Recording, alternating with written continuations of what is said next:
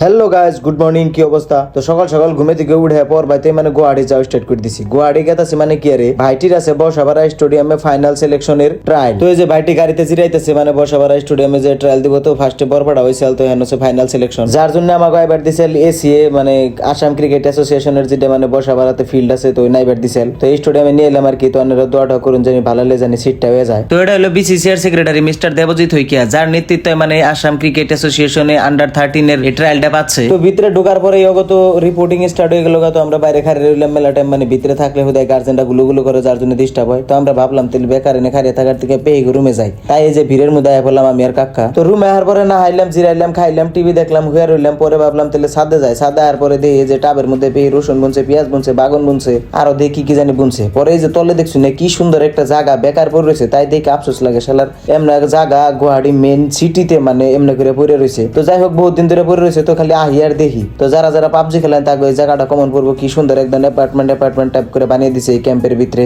তার মানে পেহা হইলো সিবিআই অফিসার, তো সেই জন্য সিবিআই ক্যাম্পের ভিতরে থাকে পেহিরে। তো জিরিয়া টিরিয়া খাওয়া দাওয়া করে আবার বাইটের বগলে গেছে, বাইটের আনবার নিকে। আসল কথা কি সিটিতে আইলে এই সিটির যে গুম শব্দ এই বস্তুটা এবার লাগে না, গাঁয়ের মজাটা আলাদা। তো এই যে আমরা আয়া পড়লাম ব্যাকে লাইন ধরে এমন করে খাই রয়েছে, মানে যার যার প্লান নিবার নিকে। তো এইভাবে খাইয়ে থাকতে থাকতে রাত হয়ে গেছে।